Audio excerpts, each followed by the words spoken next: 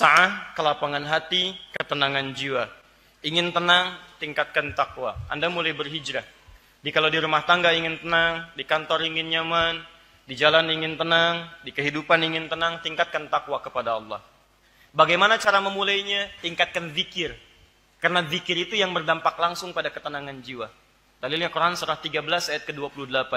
Ala bizikrillahi tatma'innul qulub. Yakinkan pada diri Anda, kalau zikirnya benar kepada Allah, maka dampaknya ke hati pasti tenang. Paham?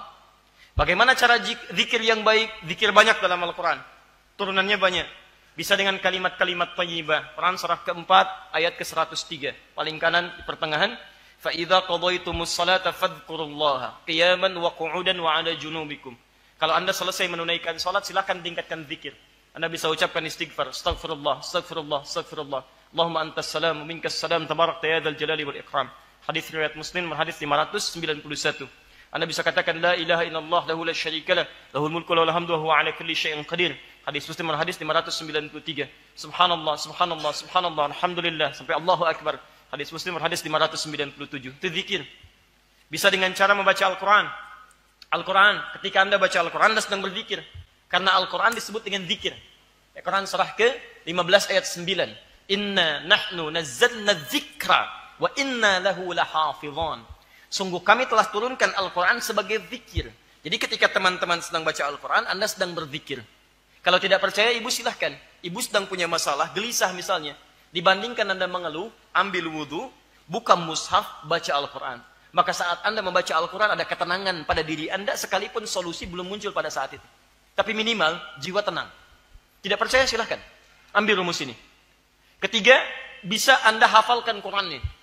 Dan umumnya penghafal Quran akan berdampak pada ketenangan jiwa dan raganya.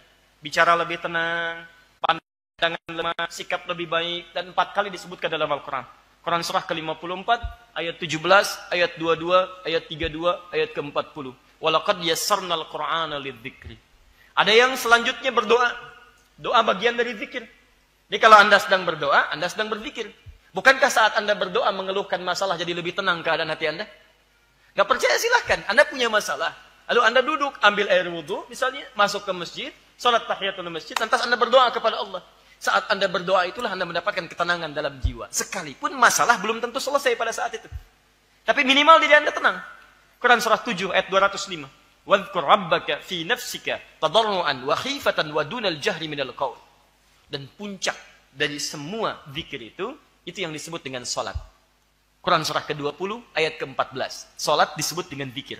Wa aqimis salata lidzikri. Tunaikan salat sebagai zikir kepadaku. Kenapa salat disebut sebagai puncak zikir? Karena menggabungkan semua jenis zikir. Dalam salat Anda membaca kalimat-kalimat thayyibah. Subhanallah, Anda baca. Alhamdulillah, Anda baca. Allahu Akbar, Anda baca. Dalam salat Anda berdoa kepada Allah Subhanahu wa taala. Bukankah ruku berdoa, sujud berdoa, duduk di antara dua sujud berdoa?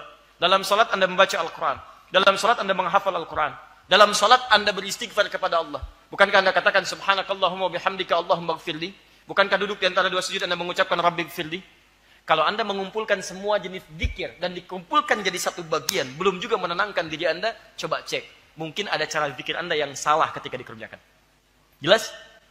Jadi kalau Anda ingin mendapatkan ketenangan, kelapangan dalam hidup, berhijrahlah kepada Allah. Pertama, perbaiki cara zikir Anda dengan Allah Subhanahu wa taala. Ini jalan terbaiknya.